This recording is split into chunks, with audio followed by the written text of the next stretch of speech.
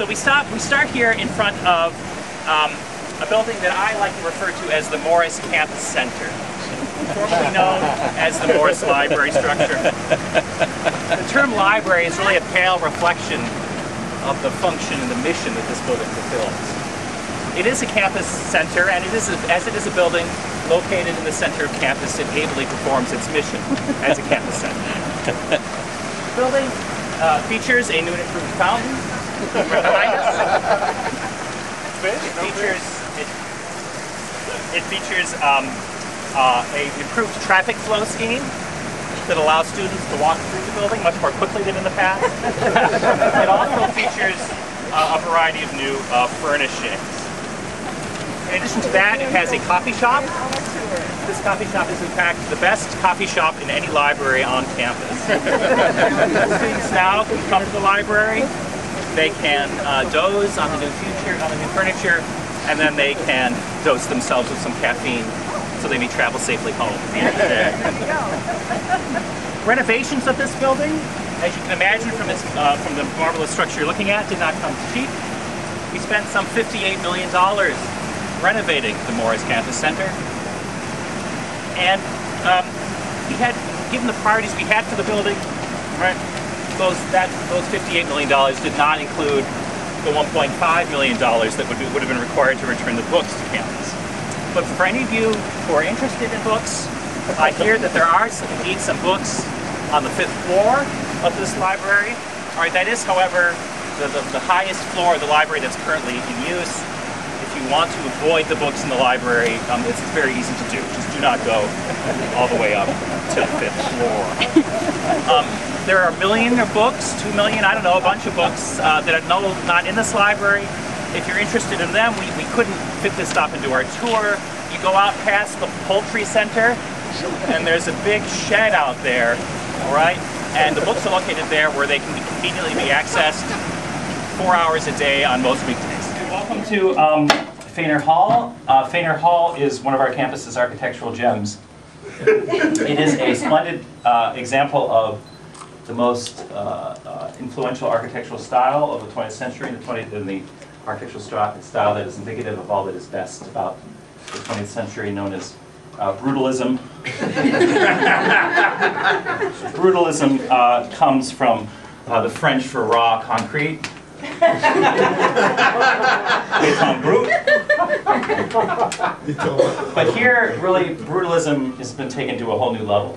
We believe here at SIUC that architectural form and architectural function should be closely united.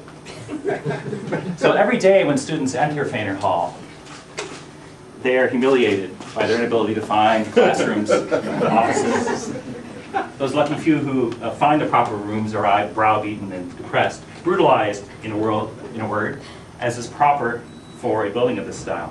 And once in the classroom, they will not be soothed by any of the sorts of modern conveniences that they may have been accustomed to in their elementary schools. No pretty PowerPoint pictures here, no internet access, just good old-fashioned chalk dust. To maintain Feiner's architectural purity, campus regulations forbid the introduction of any office furniture or classroom technology manufactured since 1977.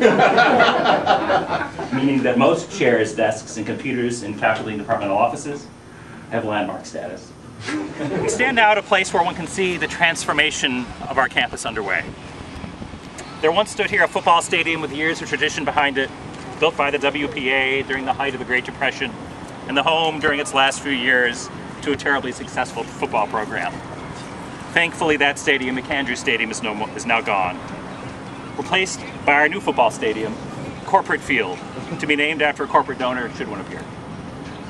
Corporate Field is part of the visionary Saluki Way building project, a project devoted to this university's central mission to provide the best college athletics program that money can buy.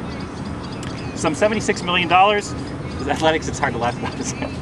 Some $76 million have been spent on this project, and very little of that money has had to come from state appropriations or private donations, as more than half has come directly from student fees. In addition to the new football stadium, we've remodeled our basketball arena as well, and the results are clear for all to see.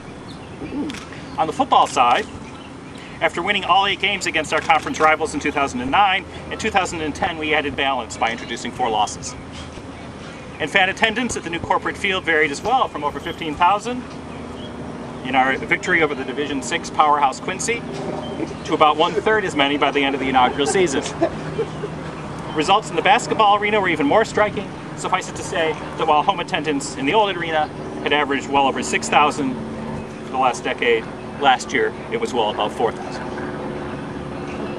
And SIUC Way does not begin to tell the story of our campus's commitment to spending on athletics. Despite cuts to state funding, a hiring freeze on campus, furlough days, threats of layoffs, and standoffs with pesky unions across campus, our athletic budget went up a quite respectable 121.6% during the past 5 years. More than almost all but 2. That's important. More than all but 2 of the 125 schools in the football championship division. And not to worry, the schools that raised funding at a faster pace have puny budgets compared to our own. In fact, our $23.2 million athletics budget outpaces our nearest rival in the Missouri Valley Conference by some $5 million.